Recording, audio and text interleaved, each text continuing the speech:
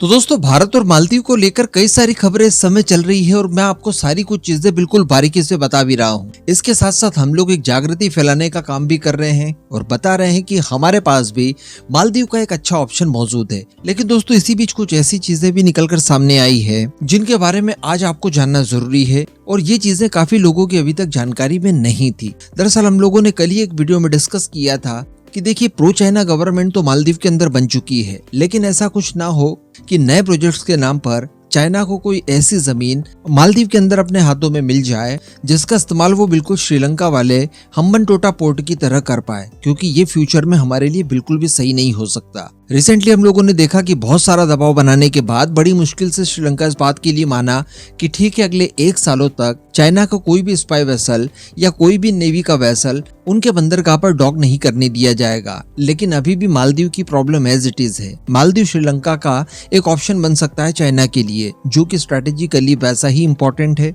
और भारत की यहाँ से घेराबंदी और जासूसी वगैरह का काम किया जा सकता है। वैसे तो मैं आपको बता दूं कि मालदीव की कोई ज्यादा लाइफ बची नहीं हुई है, क्योंकि मालदीव के अंदर वैसी सारी चीजें अब तहस नहस होती जा रही है और अगले 60 सालों में अनुमान लगाया जा रहा है कि इसी तरह से अगर ग्लोबल वार्मिंग चलती रही तो मालदीव पूरी तरह से जलमग्न हो जाएगा। मालदीव के अंदर जमीनें बचेगी ही नहीं। लेकिन इसी के साथ साथ दोस्तों, एक और प्रॉब्लम है और वो ये है कि आज से कुछ सालों पहले तक जब मालदीव भारत के हाथों में नहीं आया था, उससे पहले तक वो चाइना के ही हाथों में था और चाइना द्वारा इसका अच्छा खासा फायदा भी उठाया गया।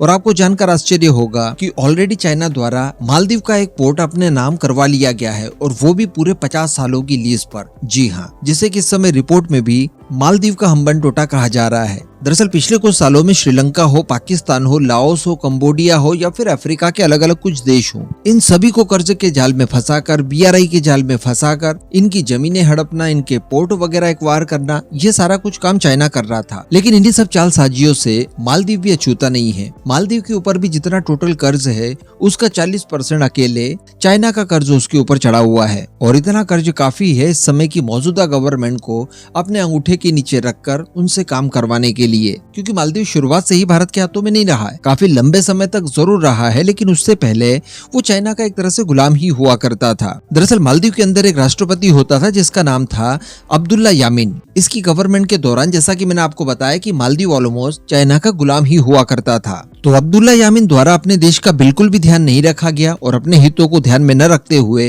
ये चाइना के ऊपर पूरी तरह से आश्रित हो गए। भारत के साथ दुश्मनी मोल ले ली, अपने देश में बहुत सारा भ्रष्टाचार किया, देश की प्रगति बिल्कुल नहीं होने दी और इसी कर्ज के चलते मालदीव का एक द्वीप चाइना के नाम पर लिख दिया। जी हाँ, जो कि चाइना द्वारा 50 सालों की लीज पर लिया गया है। यानी इसे पोर्ट कहना भी सही नहीं है, एक्चुअली पूरा का पूरा द्वीप ही चाइना के नाम पर इन्होंने कर दिया है। ये द्वीप बताया जाता है कि माले एयरपोर्ट के पास में ही स्थित है। लेकिन बाद में अब्दुल्ला यामीन की विदाई हो जाती है, सत्ता से बेदखल हो जाता है और उसके बाद प्रो भारतीय इब्राहिम मोहम्मद सोली की गवर्नमेंट यहाँ पर बन जाती है। तो उनके आ जाने के बाद आनंद फानन में इस द्वीप के ऊपर जो निर्माण कार्य चाइना द्वारा किए जा रहे थे उन्हें तत्काल प्रभाव से रुकवाया जाता है। और अब चाइना यही चाहता है कि मोइज्जू के आ जाने के बाद वो सारे काम जो कि अभी तक ठप पड़े थे वो वापस से शुरू करवा दिए जाएं और इस एरिया के ऊपर अपनी पकड़ मजबूत कर ली जाए। आपको जानकर आश्चर्य होगा कि केवल $4 मिलियन के लिए चाइना को ये पूरा का पूरा द्वीप मालदीव की तरफ से दे दिया गया था अगले 50 सालों के लिए।